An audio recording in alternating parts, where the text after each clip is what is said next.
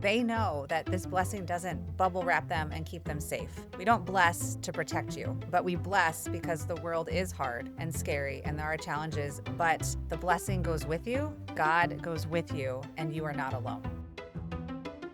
Welcome to Created Creative. I'm Dawn. And I'm Ruth. Halfway through Lent. How are we Yeah, feeling? good. For Lent, the churches where I am, the pastors are rotating. Oh, I did not know. What is this about? Yeah, it's like a round robin. So the churches, there's 5 of us pastors that we're in a different church every Wednesday. So I was at this great church way out in the country. And, I'm always fascinated by church history. Yes. And I always know that every church has a box of copies of their church history still left over. You found it? Yeah, so 5 minutes beforehand, I'm like, do you know if there's a copy of the church history I could have? And they're like, oh, yes, we have a whole box. Yeah. Take as many as you need. They're mimeograph.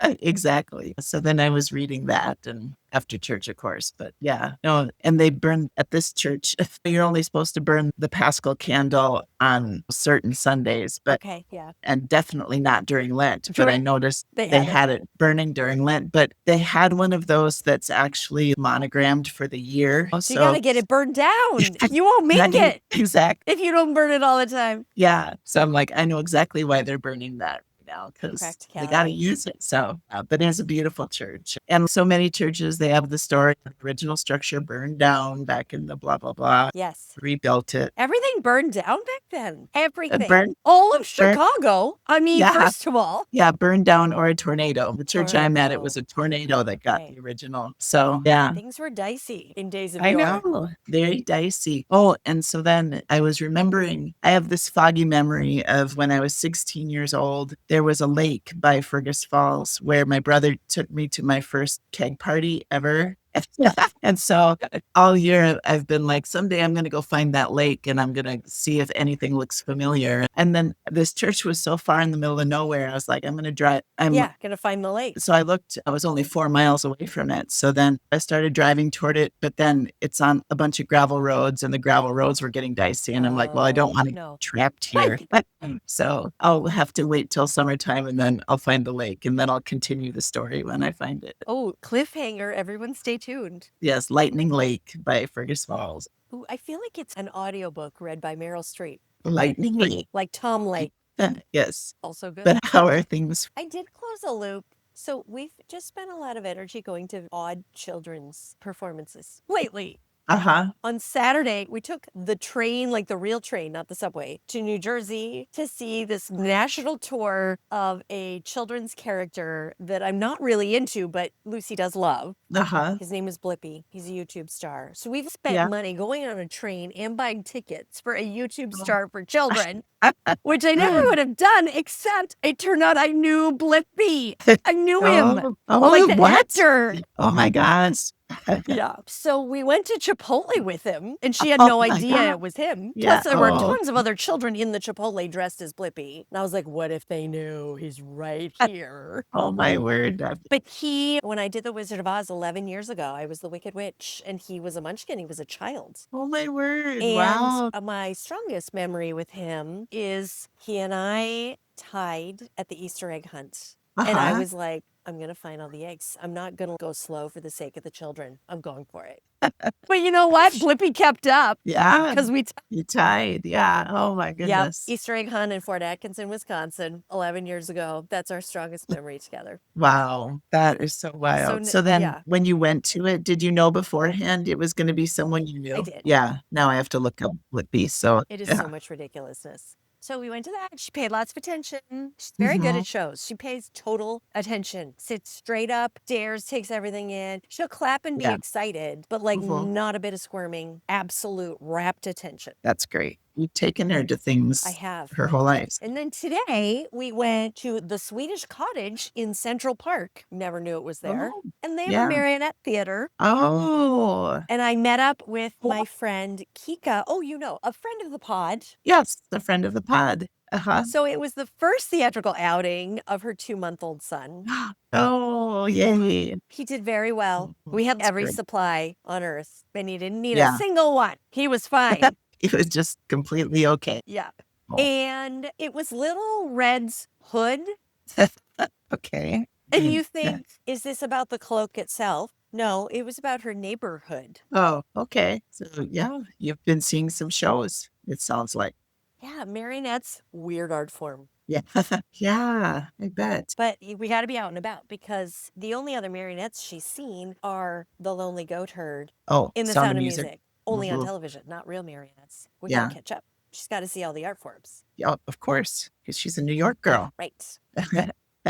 I don't think I've ever seen real marionettes. Oh, well, Just the Swedish Cottage next time you're here. yep, yes. Add it to the list of things when I'm Mhm. there. Or maybe the next time I come to see you in Missouri, there'll be Maybe there will be marionettes marionettes. there. The producer Yes. in Missouri, remember he told us he had a puppet theater as a child, Oh, that's right. which today's guest turns out lives very close to there. It's such a small world, isn't it? It's a Yeah. Oh, if only we Yeah. had known, we could have interviewed her in person. Yeah. She could have given a blessing for your show down She there. could have. It would have fit in because it was Church Basement Ladies. Yes. Yes, I think that her book is so good. And I'm so excited for people to hear more about these small steps, these small blessings that she's written. So enjoy. Enjoy.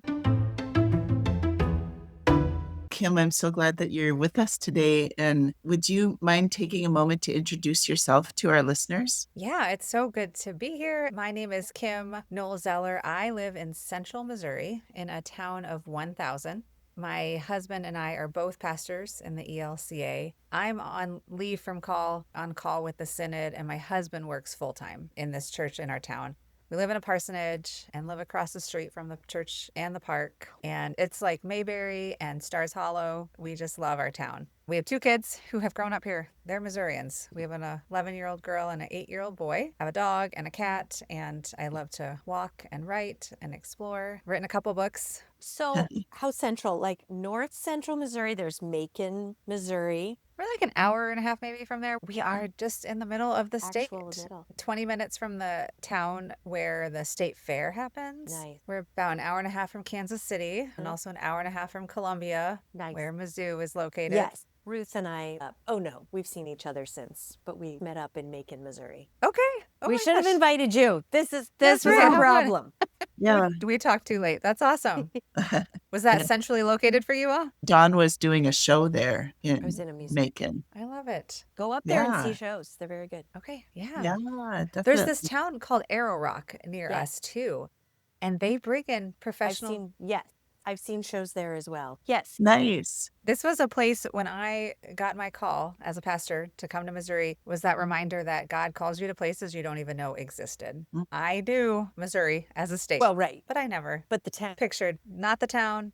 And so it's just been a theme in my life. Is there a school in a town of 1,000 people? We do. Okay, Yeah. great. I don't know. It's all one building, K through 12. Oh, wow. And Kim, where did you grow up? I'm from Ohio. Ohio, that's right. Yeah. And is your husband from there too? He's from Maryland. He's from Western Maryland. And then we met in seminary in grad school Nice. Okay. in Columbus, Ohio. Trinity. Yeah. Got it. And you have written, are you on your second book now? Book is launching in less than 2 months. And this is your first, That is, yeah. not your first book, The Beauty of Motherhood. Yeah, I co-wrote my first book with a friend that we had not met in person before we had started writing this book. So we have met. We had met actually for lunch long time ago. And then we're just friends on Voxer, sharing messages and email and Google Docs. And we had this dream to both be writers, and we were writing, and then we had this dream to write a book. And we just said, why don't we try this together? So our book of devotions came together, and It's beautiful. It's So a beautiful book. For Yeah. those who are audio only, could you please say the title so everyone can go buy it? yes, it's called The Beauty of Motherhood, Grace-Filled Devotions for the Early Years.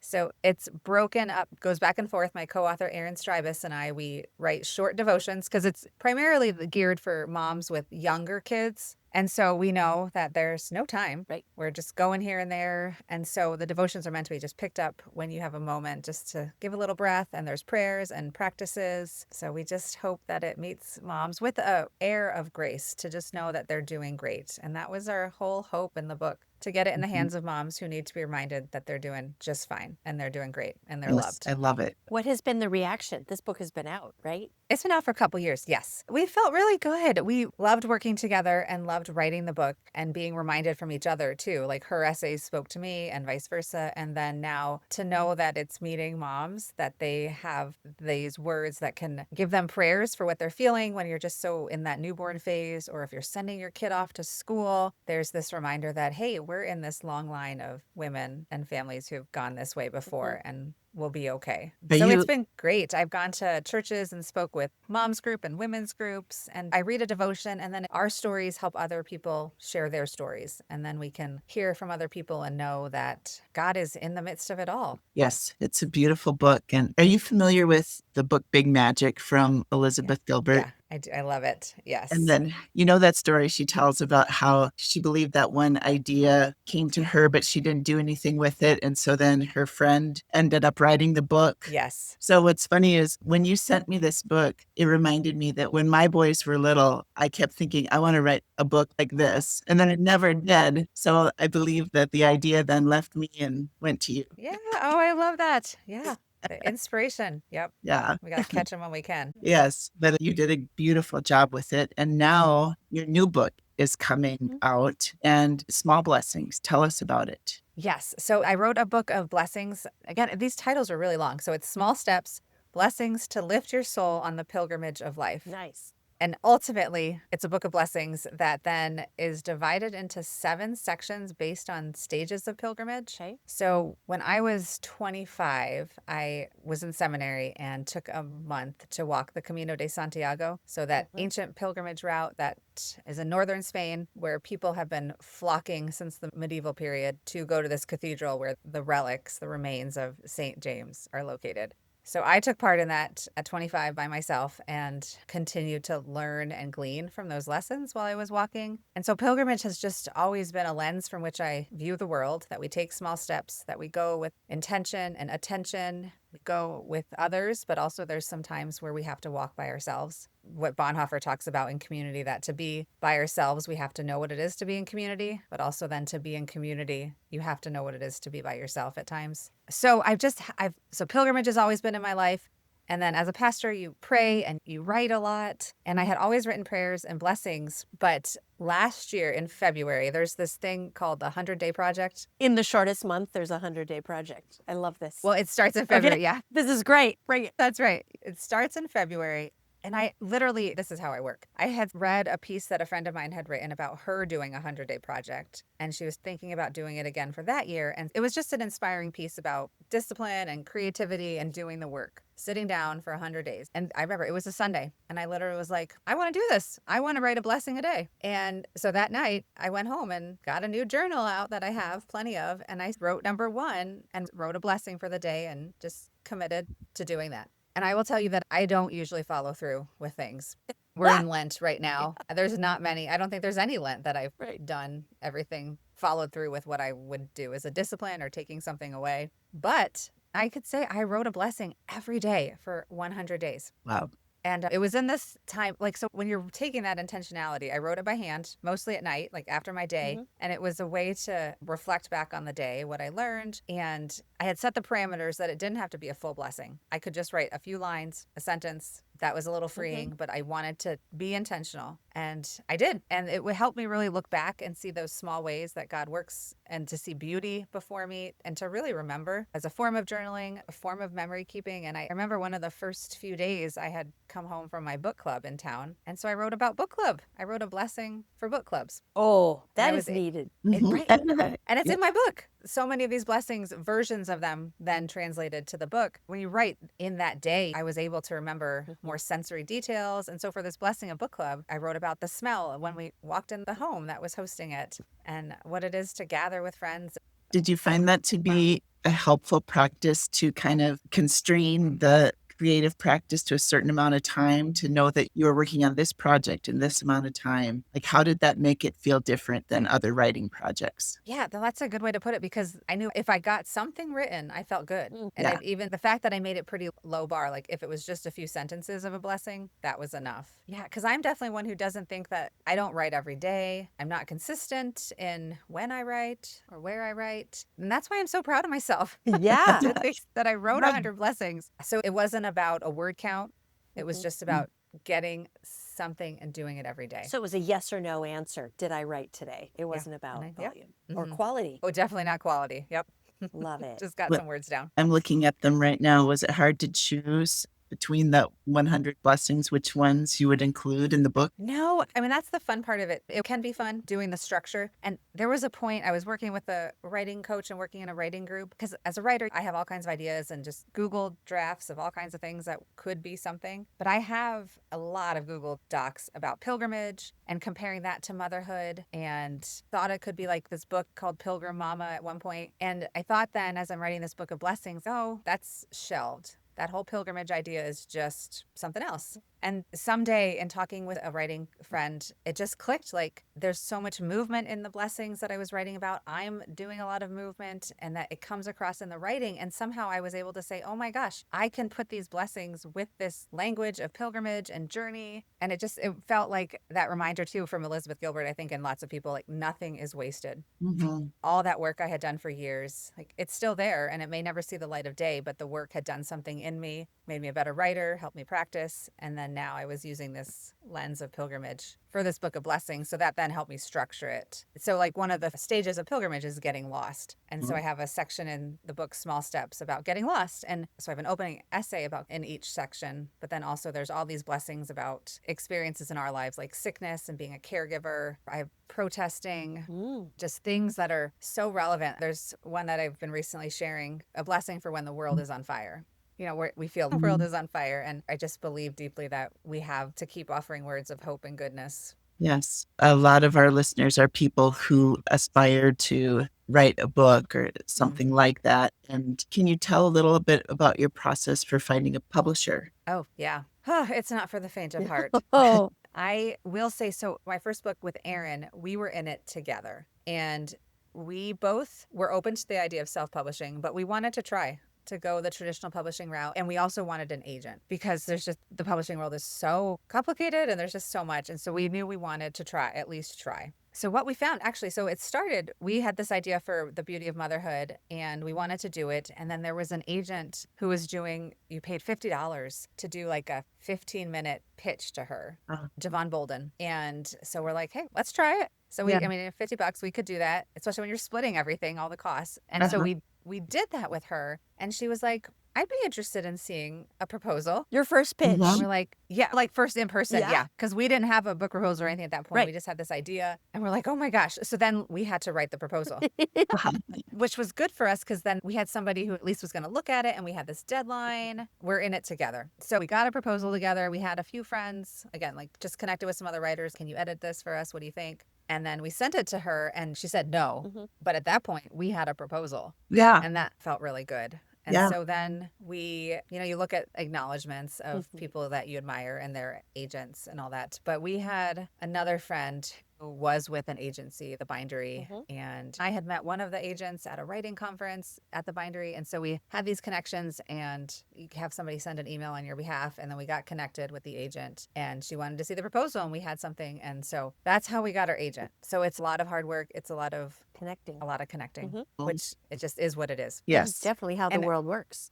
Connections. And we were so grateful for our agent that in the process of signing with her, she never asked about platform. We were just like, oh, this is refreshing. Yeah. But then we had the book proposal. She believed in it, loved it. Like she then edited it in their template and then she sends it off to lots of publishing houses. And then we get the conversation or the no, like not a big enough platform. Yeah. So for both the Beauty of Motherhood and Small Steps, we had one yes. You only need one. That's all you need. Yep. You only need one. It is what it is. So, at that point, if you keep getting no's and no's, you can either work on your platform, come back later. And so we were just lucky for the yes. Yeah. So who is the yes? I don't have the book in front of me. It's Morehouse Publishing, which is a part of Church Publishing. They're out of New York. Wonderful. In New York City. Yeah. Platform is a huge issue, for authors to try to build that up or a huge opportunity. I mean, it is Yes. something anyone could do if they want to spend their time. Right. Tell us what your plans are for trying to share this book out in the world. It's a lot of trying. And so I don't actually dislike the marketing part of it. Like I've had friends say like, oh, it feels icky. We're just asking people to buy or read our stuff. For me, it goes back to the connections and connecting with people. So I don't mind reaching out to pastors with both of these books. Definitely The Beauty of Motherhood. It is a great book for pastors to give at baptisms to new members. Like I pitched it as, hey, I could preach at your church. I could come lead a small group. I could do a session. And so that's what I love about the marketing. I love when I can connect with people in real time. I've done some Zoom Bible studies, some Zoom conversations, but it is a lot. It never feels like enough. And especially as my platform is smaller, so everybody I connect with seems to just, they're smaller too. Like the reach is not huge. And so I'm constantly like, who can I reach out to? Who can I connect with? And podcasting is hard. I just don't know. So I'm so grateful for this podcast is so perfect for people who want to put some beauty into the world. Who is the guy? There's like a morning show in Columbia, Missouri. It may have ended. Anyway, it was super easy to get on there. I've promoted more than one thing on this little TV show in Columbia, Missouri. Oh my gosh, yeah. But I think it may have ended.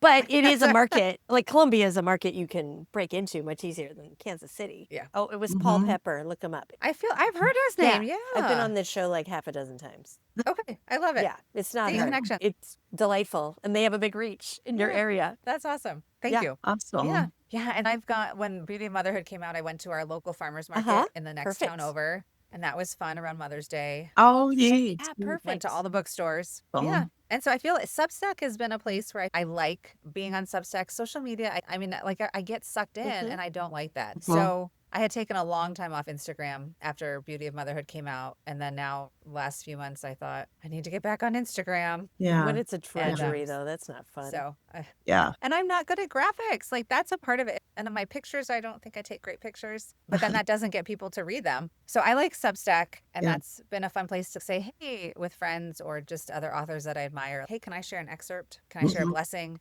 Especially because some of them are so timely. Oh my gosh. Like March 28th, the next No Kings. Because I wrote the blessing for protesting after I had gone to my first No Kings. And now here it is again. And here we are. Yeah. Yeah. I want to ask a little bit about just creativity in general and your process with writing. Do you like to write at a certain time of day? Do you need circumstances just so? Or do you write whenever you can get it in? I love that question. And I love listening. I always love listening to other people's, but I'm not disciplined.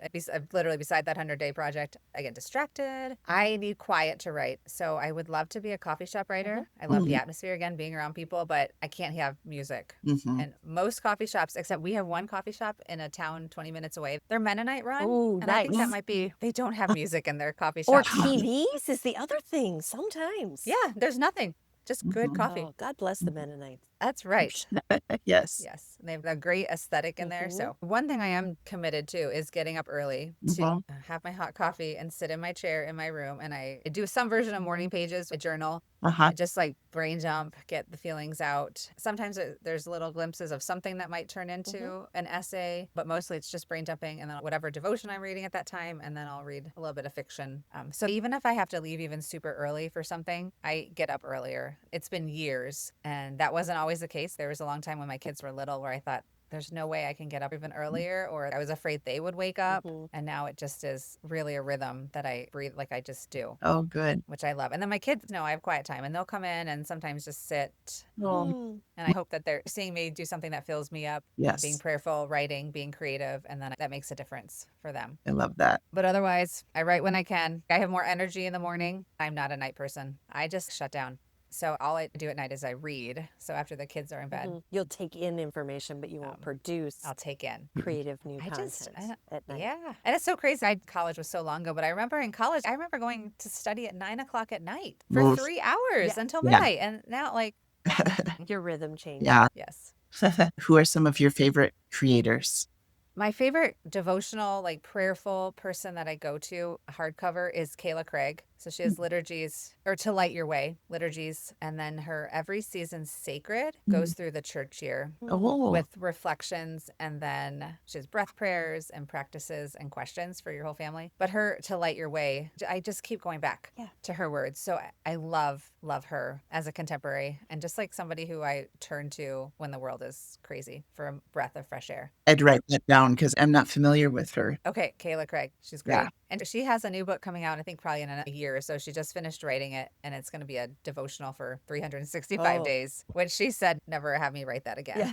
That was a lot. Talk about discipline. Yes. Whew. And then another contemporary, I have Laura Fanucci. She's a Catholic writer out of Minnesota right now. And I will read anything she writes. And she's written a few books of devotionals that I just love her writing. And then I'll read poetry for inspiration. And I also just, one of the things as a mom, like I don't necessarily love playing. My kids are 11 and 8, so we don't have the like pretend play all the time anymore. But I just didn't like that. My son plays Legos all the time. And he tells me, I don't know the creativity of making up that stories. Yeah. But I do feel like I'm crushing reading with my kids. Good. We read books together.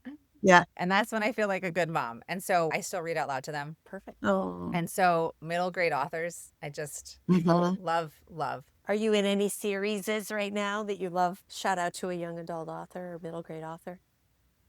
We just finished together The Vanderbeekers. We all love that one as a family. Oh, okay. And it's set in New York. Yes. You know, Karina, Jan Glaser. There's just so much. And that fills me up. Reading with my kids, knowing that they're getting good language poured into them. Yes. I love it. Would you be willing to read to us one of your favorite blessings from the book? Yes. Do you have your book right there? I can get open. Yeah. You have to. I don't have a copy yet. ARCs hopefully are getting out to people. Yeah. As we speak. Began smaller publishing house. The turnaround was really quick. I wrote this book last year. Yeah, if you had a No Kings rally, I was like, oh, this book is very recent. So yeah, I wrote it last year. It went to print a couple months, maybe a couple weeks ago, and then the book will be in their warehouse. They said end of March, early April. Oh. So why don't I just do the one A Blessing for When the World is on Fire? Okay. So this is from Small Steps. A blessing for when the world is on fire. The world is on fire, and so are our lives. From the people across the ocean to the teachers across the hall, no one is immune. The words on our lips feel like curses. Nothing left to do, cancer, losing your hair, there's no more money, bombs. We have to make some cuts. Those are the orders. It's too much. Our shoulders can't hold the weight. We're shaking and aching. We were never meant to hold this much, and in such fast ways. So we rage and make phone calls. We're placed on hold and check our HSA accounts. We tell friends and let them hold us in our worries. We whisper the unimaginable and wonder why. God, you hold it all. Our anger and the uncertainty. We can't do anything to take the pain away. But we pick up today's work and small acts of hope and courage and trust that you are there. Oh, Lord, hear our prayers. Oh, so good. Thank you. Yeah. Kim, as you think about this project or maybe even future projects, or if it's marketing, is there anything that Dawn could give you some coaching on today? Oh my gosh. I love that.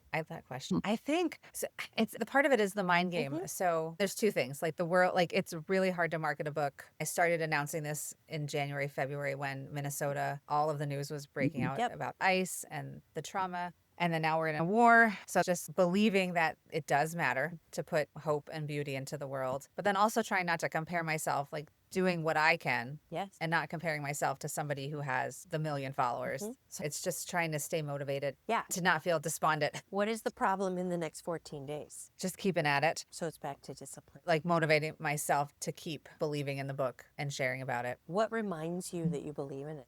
Sometimes it's the external, like when people are like, yes, like you gave some words to something I've been wrestling with. But also just the fact that this is a calling, just remembering that like right now my call is to my family and to write, like my pastoral voice is being used in the written word. So if I just keep thinking about that.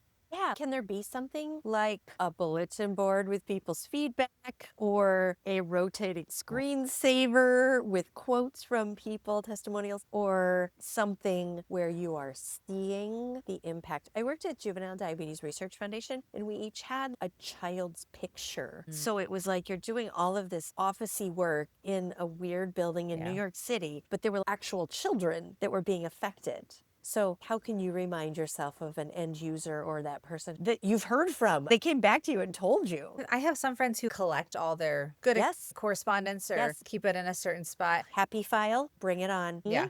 I should do more of that and then just put it up there so I can see it. So could we have a picture of it in 2 weeks? All the good things about that you? would make me do it. Because somebody would put it right on my wall. Before Good Friday, we need a photo. Whew, yeah, here we are in Lent. Yeah. Okay, I love it. We're going to have a photo of all the awesome things about you in whatever format.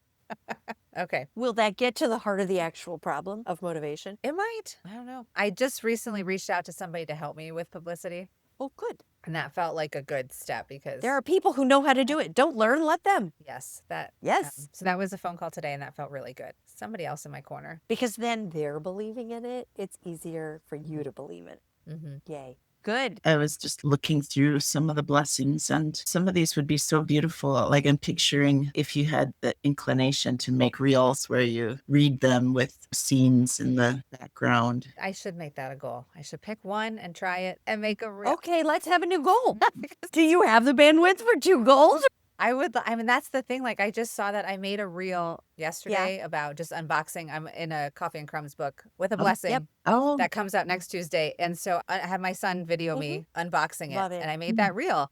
And the reels get so many views. And then I posted today a picture with the blessing, but I did not have the bandwidth to make slides. Yeah. So what's beautiful right around you? Because there's farms, there's cattle. Yeah, there are buds. There's buds. So And we're flowers. getting like 20 minutes of footage of buds that you film up and down for Instagram, not sideways. Okay, yeah. And then you're just going to put 2 minutes each with your voiceover with these blessings. And the words will show up on the screen automatically. Instagram will do that for you. Do I make the video on my camera? Yeah. Yes. Your cell phone. Yeah, on your cell phone. Yeah. Okay, and then you put the video on Instagram and then you talk? So you could in Instagram or wherever you want, edit it. You'll make it short enough that like it ends when you stop talking. Yeah. Whatever that is, 1.5 minutes, 2 minutes. The other thing that's very popular and shareable, and you can use the same thing, like you could have a whole week with the same blessing, is those you swipe over and you see more and more of a blessing. Yeah. Where it is words. You make it on Canva. Yep, on Canva, and you just keep swiping over. Those are very popular right now. Yeah. That's kind of a cool thing about these blessings is by nature, they are kind of short and bite-sized and make the most of that. And then on Mother's Day, you're throwing one in from the other book. Yeah. Right. Another reel. Yeah. Where I'm reading Yeah. it. See, the thing is, I feel like I know enough of what to do, but it's the actual, like the tech of it that then overwhelms me. Is there a high school kid from your church that can do it? For real. I know. I have thought about that. Seriously, they'll do it in 14 seconds and be like, here, I'm done. know. It's already posted. I've got 100 followers for you. Like, just let them do it. Okay. I'm doing it. I need to find a high school student. Right. Once I find that high school student. Right. But there's someone. They know what they're They doing. know. Yeah. And it's not hard. Let them do it. Yeah. I should just do this. So because I substitute in the school. So I know enough people. There's a media class. Take the class. I should The take high it. school class. I was thinking of asking the teacher if like I could be like the project. Yes. Like, my book. Like if they give them a couple. Yes. Good idea. For real, you could be the project. I think I might just email them and see if she would like give me a suggestion of what kids to talk to. Yes. That's such a good idea. Yeah. High school kids. But I should. Yeah. And they need to give you a 90-second reel. That's right. All right. Love it. So can we see one of those by Good Friday? Yeah. Yes. Okay. I'm going to do my best. Oh, good. I can't wait to see it. So in closing, how do you see spirituality and creativity connect? Yes. The creativity and spirituality. I write a lot of my prayers and the journaling time, and I had been writing the blessings. And it's that in church, like we have blessings. There's blessings throughout the service in baptism and communion. But I remember having this conversation with my internship supervisor, and he's like, Kim, why do we have this blessing at the end of the service? And we talked about the pastor blesses you in the name of the Father, the Son, and the Holy Spirit. May you go into the world. And he said, Kim, we do this because after church, when people go into the world, they know that this blessing doesn't bubble wrap them and keep them them safe. We don't bless to protect you, but we bless because the world is hard and scary and there are challenges, but the blessing goes with you. God goes with you and you are not alone. And I had a great internship and remember so many lessons from that year, but that has stuck with me these last 15, 16 years. And that is a deep reminder that I have about blessings, that we should always not be afraid to ask for a blessing or to give one, and to remind people that we're sending our kids into these schools. We're living in this world where we don't know what will happen. We are not guaranteed safety, but we're guaranteed to not be alone. I love that. What a great ending. Yes, so great. And I'm so glad that you took some time to share with us a little bit about your new book and your first book as well, and your writing process. And I can't wait to see all the ways that you find to share this with the world. Thank you. I love your ideas. Thanks for being a listener. Well, I'm just so grateful for putting this into the world. Thank you for joining us for Created Creative. We're so glad you could be with us today. If you would like to talk more about living creatively, be sure and join our Patreon, and then you will find out the details of when we are going to gather and talk about how you can live more creatively. And go create something. Go create something.